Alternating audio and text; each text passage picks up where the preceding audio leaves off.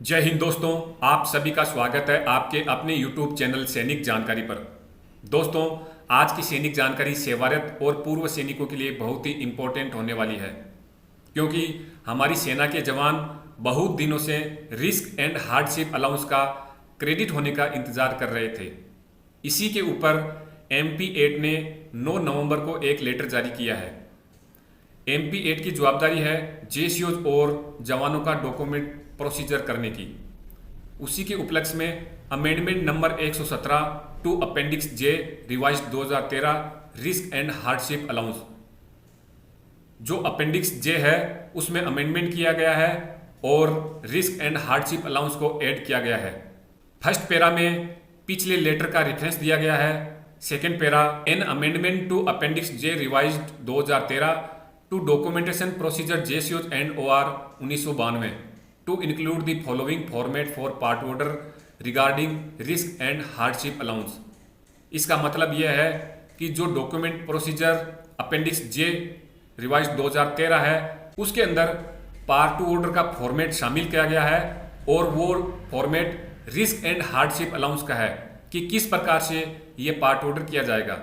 आप देख सकते हैं serial number of appendix J, group, description stand replaced with 22 February 2019।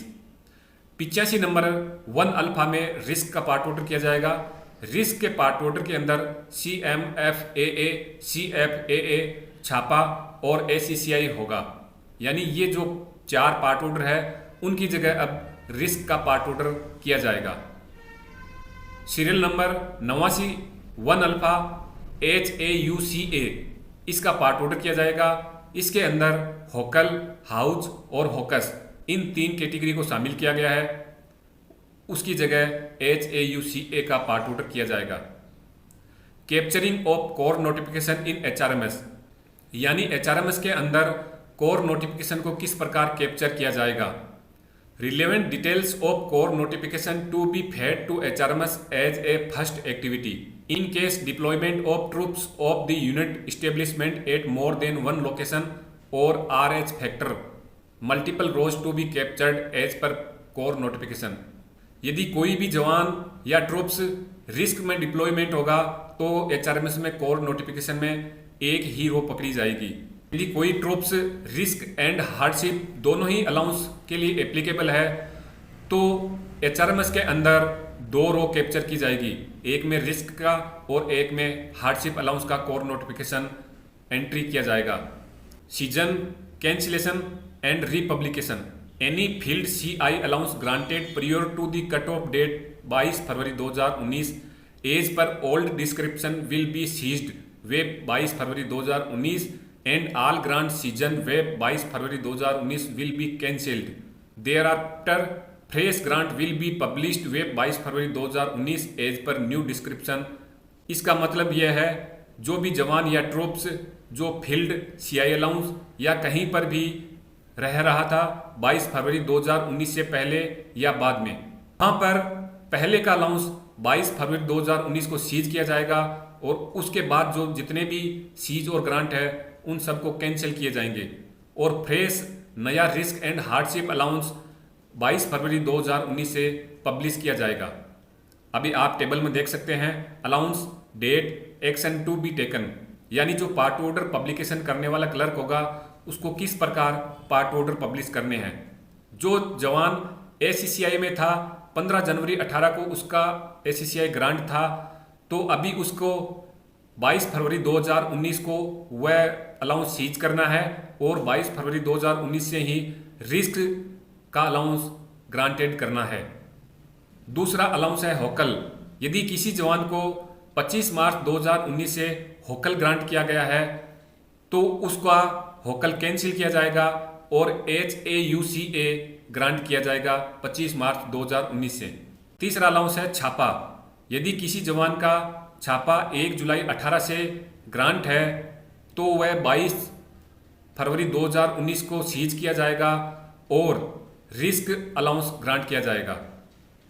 इसके अलावा Siachen, no action to be taken. Risk and HAUCA और risk and Siachen allowance are admissible. तो locality allowance remains unaffected if risk and hardship allowance is not applicable। कहने का मतलब यह है risk और HAUCA और रिस्क एंड सियाचिन ये दोनों अलाउंस यदि एक साथ एप्लीकेबल है तो रिस्क एंड HAUCA नए रेट से मिलेगा और उसके बाद रिस्क एंड सियाचिन में रिस्क भी नई रेट से मिलेगा, लेकिन सियाचिन अलाउंस में किसी भी प्रकार का फेरबदल नहीं किया गया है, वो पहले की तरह जारी रहेगा। Initial grants for newly inducted units individual to be published as per new format. जो भी जवान या यूनिट अभी फील्ड में गई है और उनका फर्स्ट बार अलाउंस पब्लिश करना है तो वह नए फॉर्मेट के मुताबिक ही रिस्क एंड हार्डशिप के अंदर होगा। It is advisable to publish new cases of season cancellation of old occurrence and regrant as per new format as a sample check in Dolphin program. यह एडवाइस दी जाती है जो पिछला अलाउंस सीज और कैंसिलेशन करना है और नया अलाउंस ग्रांट करना है, उसके कुछ ही पार्ट ऑर्डर नए फॉर्मेट में सैंपल चेक के लिए डॉल्फिन प्रोग्राम में भेजे जाने चाहिए। One sample check is successful in Dolphin program and reflected correctly in monthly pay slip mass publication of remaining occurrence should be done. यदि एक बार सैंपल चेक सक्सेसफुल हो जाता है डॉल्फिन प्रोग्राम में और पे स्लिप में उसका अलाउंस आ जाता है तो उसके बाद बचे हुए सभी का पार्ट ऑर्डर पब्लिश करना है नए फॉर्मेट के मुताबिक। Season cancellation and republication should be done by the unit who was published the original occurrence. यह ध्यान देने वाली बात है कि सीज कैंसिल और जो रिपब्लिश पार्ट ऑर्डर होगा वो ही यूनिट कर सकती है जहां पर ओरिजिनल पार्ट ऑर्डर किए गए थे।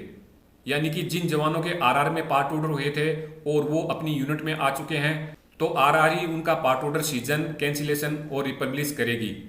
It may be insured that season cancellation and republication should be published in same part order for necessary adjustment in same monthly pay slip. यह इंश्योर किया जाएगा जो पुराना अलाउंस का पार्ट ऑर्डर है उसको सीज कैंसिल और रिपब्लिश और नया पार्ट ऑर्डर जो ग्रांट किया गया है उसको एक ही पार्ट ऑर्डर में किया जाए, जिससे डेबिट और क्रेडिट की समस्या नहीं हो और उसकी मंथली पे स्लिप में एडजस्ट हो जाएं। HRMS page number 2.50.12 duly incorporated with the above amendment has been released on 8 November 22 by ASDC।